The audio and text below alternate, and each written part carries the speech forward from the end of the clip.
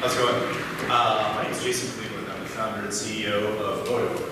And we empower small human service organizations to really focus on the relationships, which is why they got into business in the first place, instead of the minutia of running the day-to-day minutia of running an organization.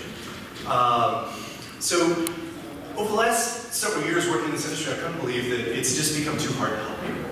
There are too many barriers set up in the path of those who want to serve between the people that do the service and the people that they want to serve, right?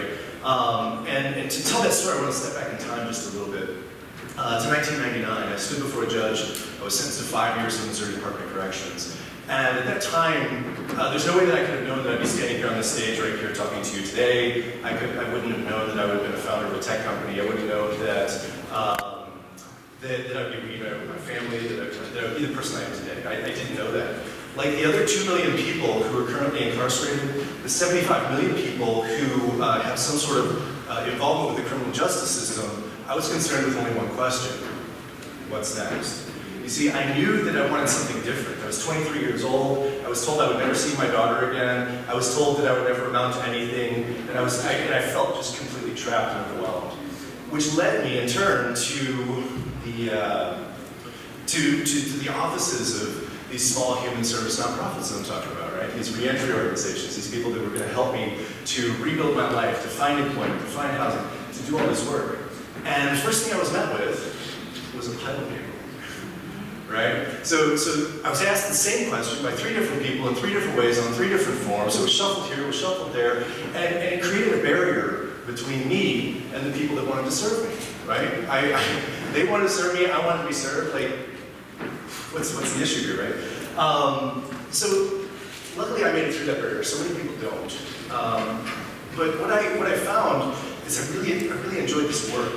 So I became a volunteer. As I continued on my path, I became a professional. As I continued on that path, I became a consultant. So now I'm on the other side of that desk. I'm on the other side of the paperwork. And I'm like, hey, no, we have to have this paperwork. We have to secure our money. We have to, we've got to have this documentation. Come on, people. And so it kind of presented this opportunity for me. I was like, well, wait. Who else has this problem? And so we started digging. And we found that organizations that serve less than 200 people a year, have less than 30 employees, and have less than $2 million in annual revenue are pretty much living the same life that our clients are living. We're in a perpetual state of crisis. We're constantly putting out fires. We're constantly trying to figure out how to line up the next funding round, how to solve this problem, how to make this happen. And there are about 285,000 of these organizations nationwide. So you can imagine the impact that this perpetual state of crisis causes. So I wanted to uncover the reason why we're in this perpetual state of crisis. What I found is that less than 30% of these organizations are using formal systems. They're constantly reinventing the wheel. They're constantly saying, okay, we got this new funding, we got to make new forms. Hey, we got this new situation here, we got to do something new. It's always something new. We're never allowed to actually scale our organizations and grow upon experience and make intentional decisions. Less than 10% of these organizations are using software effectively, if they're using software at all. The majority are using a series of spreadsheets, post-it notes, and chicken scratch to report out on their grants to secure that money to keep the lights on, to keep things moving forward. And less than 5% are using some sort of documented training and onboarding for their staff, their clients, and their volunteers and mentors. And so I started thinking about that, man. I was like, wow, that's pretty intense, right? What does that cost? So the cost is huge. Of these organizations, we're looking at like 30% turnover in staff. Right? And that's the middle.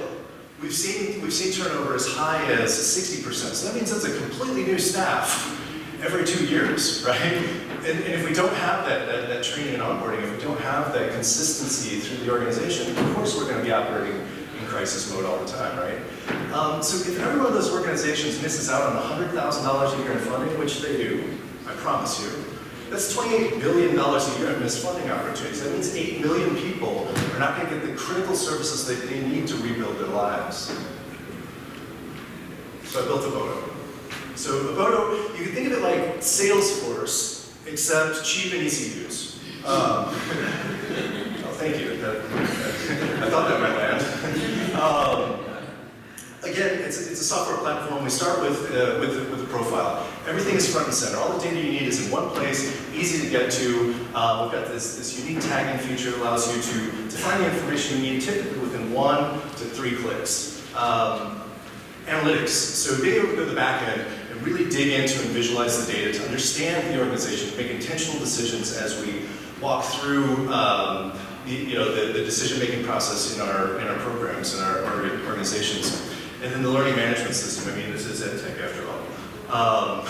So being able to bring in libraries of evidence-based models, to implement them quickly and seamlessly, to add your own content, to train your volunteers, your mentors, and everything.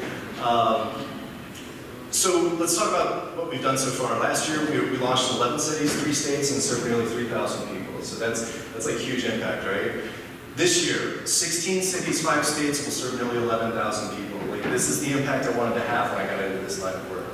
But the real number is that we've helped to secure more than $2.5 million in new funding for these organizations. Because we're able to make intentional decisions about the work that we're doing, we're creating new opportunities.